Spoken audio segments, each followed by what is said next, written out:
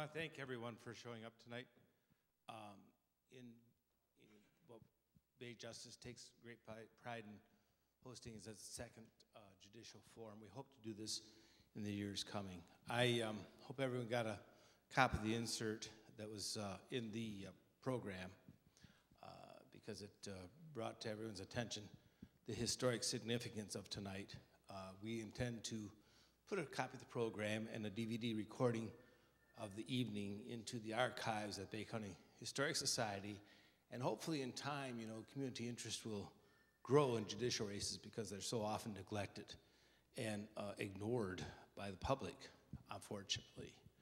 We're going to have some interesting questions tonight. We have Liz Oldrich, who's the associate professor at Delta College, and Joe Blada, who's associate counsel from my office.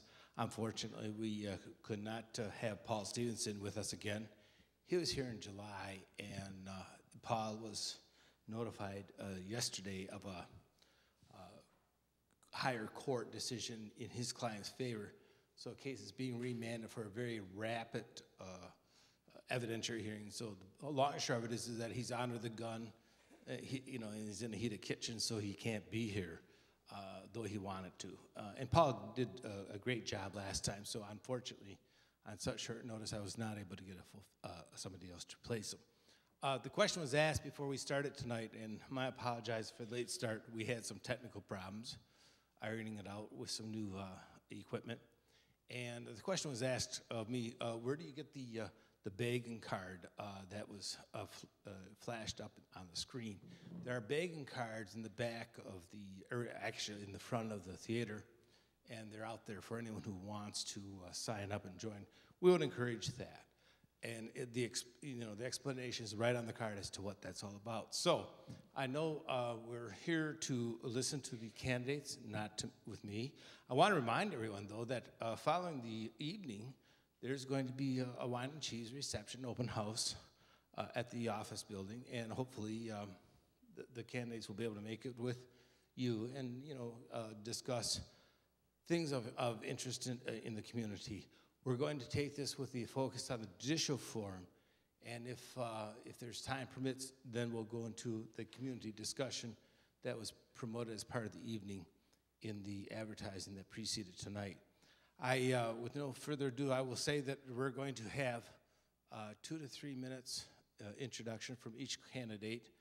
I want to thank all of the candidates for being here, Mr. Nichols and Gill and Mr. Whatever your name.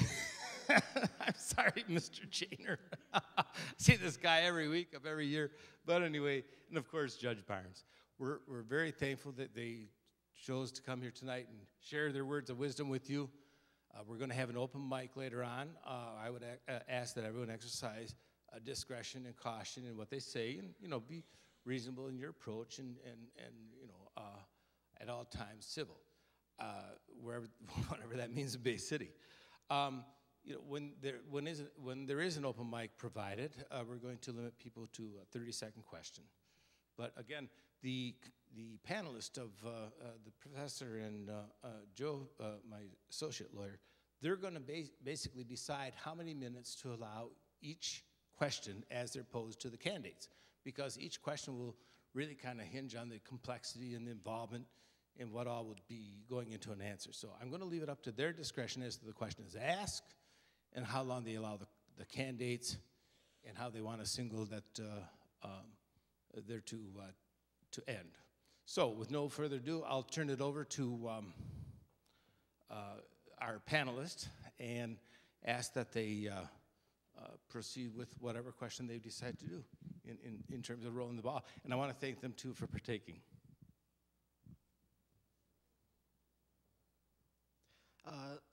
Like we discussed off mic, depending on the complexity of the question, we'll be giving you anywhere from 1 to 3 minutes to answer. I will just be shouting. I won't use a mic. It seemed to work well at the other forum. I'll yell 15 seconds, and then I'll just yell time when it's your time. To the audience, we plan on doing this for around an hour, maybe a little bit more. If you're all falling asleep, obviously, we'll cut it a little short. And then maybe 45 minutes to an hour for an open mic where just raise your hand. We'll get you a mic, and you can ask candidates whatever you want. With that being said, I'll let my colleague here ask the first question. Yeah, I think everybody should do an intro. So again, I'm Liz Ulrich. I teach at Delta College. I teach political science, and one of the things that I teach is state and local politics, and we look at the politics of elections for judges. Because as all of you know, at the state level, judges are elected, but at the federal level, they're appointed. So it becomes a different kind of game when trying to determine what a good judge is when you're looking at them being elected rather than appointed. And so I think tonight is a really good night to look at the qualifications and look at ways in which different styles and approaches can be discussed so that more people know what's going on and can make an informed judgment when they go and vote in November. So I'm looking forward to this. And as my colleague here said, we do have an open mic at the end of this. We are going to open up a lot of time for people to ask their own questions. So please write down questions as you're thinking about what the candidates are talking about, and feel free to use the open mic when that becomes available. Okay? So we'll start here with Mr. Jenner, and he can provide an opening statement.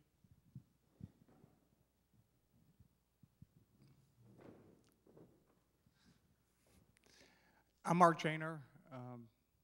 I'm the director of the Department of Criminal Defense. I've been so for the past 8 years. I've been for 25 years doing criminal defense work in Bay County.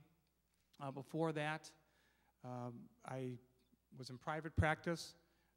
There's a law firm of Blosky and Hegley that actually brought me to Bay City. They offered me a position with their firm, and I was with them for a year, and then in private practice for a year. As a result of let's put it this way, I get involved in certain community events.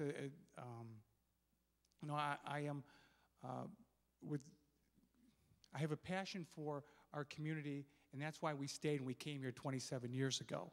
Okay, we chose to raise our five boys here, 2 of which are present, and 1 will be on his way from football practice. Okay, and I got involved in All Saints and in Catholic schools and doing what I could to see to it that we had that presence in here. It was one of the things that attracted us to this community, and for 22 years I've been the president of development for our Catholic schools. The toughest thing about running for judge with doing that is when you're in development, you're asking for money, and you no longer can ask for money.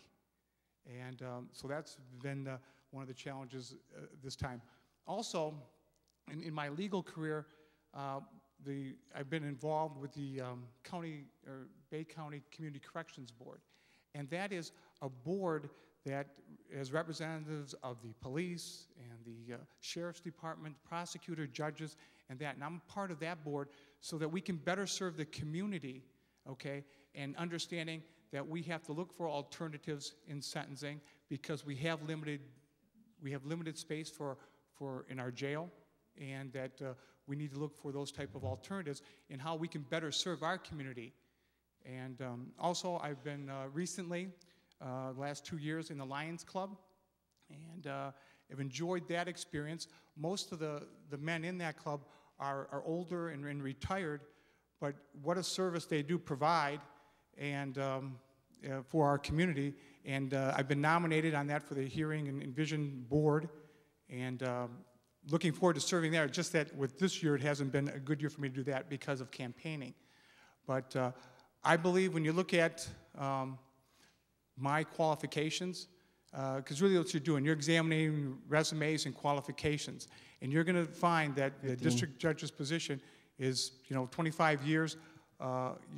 It's 75% criminal work, and that's what I've done. Okay, that's where I've spent my time, and that's why I think that qualification. I represent 5,000 to 10,000 defendants, and I know I could keep going on, but my time is up. Thank you.